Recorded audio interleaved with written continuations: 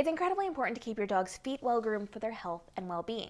The fur can grow between their pads and can pick up things like debris and sticks outside. It sticks or slides on ice. It can pick up those awful snowballs, and my dogs have even suffered from sliding on hardwood floors because the fur between their paws is just too long, which is why this has been a total game changer for us. This is actually meant for grooming your dog's feet, and this comes with a small head and a slightly larger head so that you can really get in between those pads and get rid of that fur to keep it nice and trimmed down so they're not picking up things outside, they're not sticking on anything or sliding on anything or having trouble while they are walking. This is fantastic because it's so simple to use. Now, I have tried this on my own skin. I have not been able to hurt myself with it, so I feel really comfortable using it on my dogs. And there are two settings on low volume. So it will sound like this, and then it'll sound like that on the higher setting.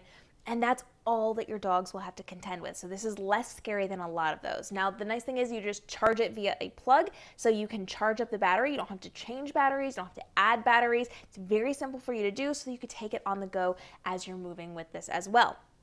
It does come with oil so that you can oil this so that it doesn't get overheated or damaged, and a little brush to clean it out with as well so that you have the ability to maintain this as you're using this on your puppies. And it lasts for a pretty good time. I've done all three of my dogs' feet multiple times on a single charge, and I have not charged it up again in a good long bit of time.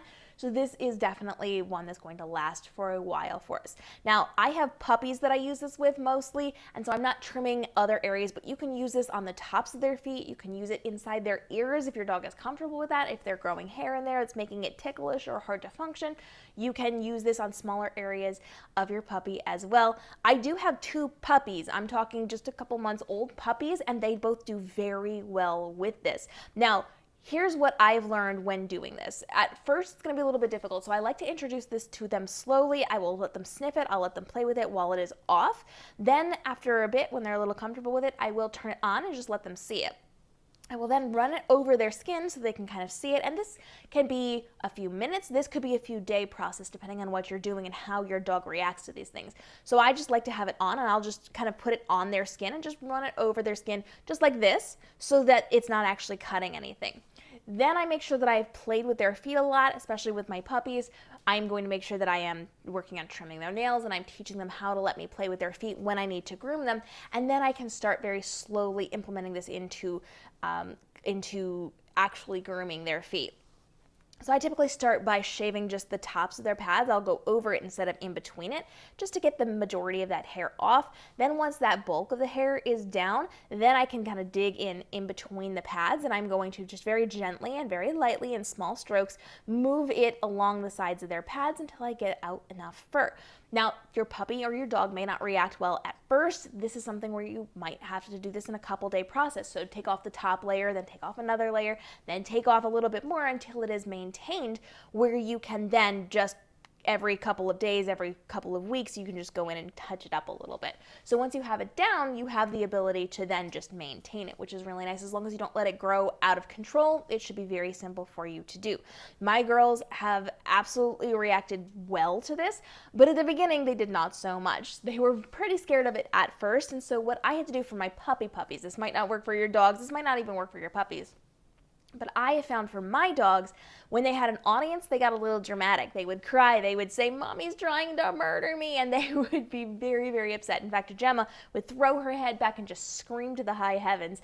And as soon as I kicked everybody else out of the room, puppies included, she very quietly just sat in my arms and let me work on her feet. And now, no problem. So my puppies are a little dramatic the first time they try something new. Then after that, they're fine and they behave. So just remember, your first attempt at this, even your first 2 or 3 attempts at this, will not be how they react forever to this one. Now, if you are going to be doing something like bathing your dogs, I recommend grooming them first. So you're going to shave down whatever hair you need to or clip whatever you need to, get out any mats. You're going to take their paws down or the hair between their pads, make sure that's nice and short, then give them their bath so you're not fighting against all of that extra fur. It makes it a lot easier for you, and then you can go back once they're dry and you can touch things up as well. This is going to be really helpful for making sure that you are maintaining their feet or maintaining maybe their ears, maybe some of that extra fur that you just need to get out of the way that a bigger razor is not going to function well for.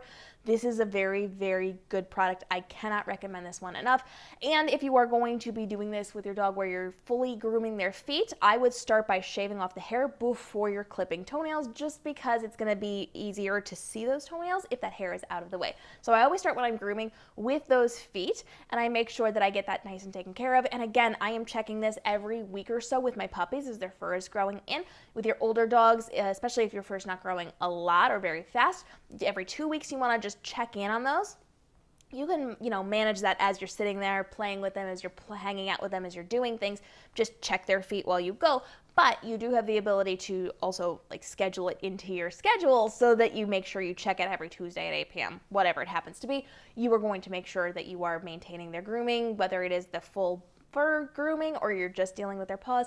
Make sure you have something set so that even if things get busy, you always remember to double check and make sure you get that fur cleaned out of there so that we're not suffering from debris, that we're not dealing with, thorns getting stuck in their feet and not being able to see them, or heaven forbid, some kind of parasite or insect getting in there and causing a problem. If you see your dogs chewing on your paw or their paws a lot, you want to make sure that you have that nice and groomed down. As always, if there's an issue, consult your vet, but you want to make sure that you are maintaining their feet health by keeping that fur shaved down, so it's nice and easy for you to be able to use. Again, this is a really easy device, very lightweight, very easy to use.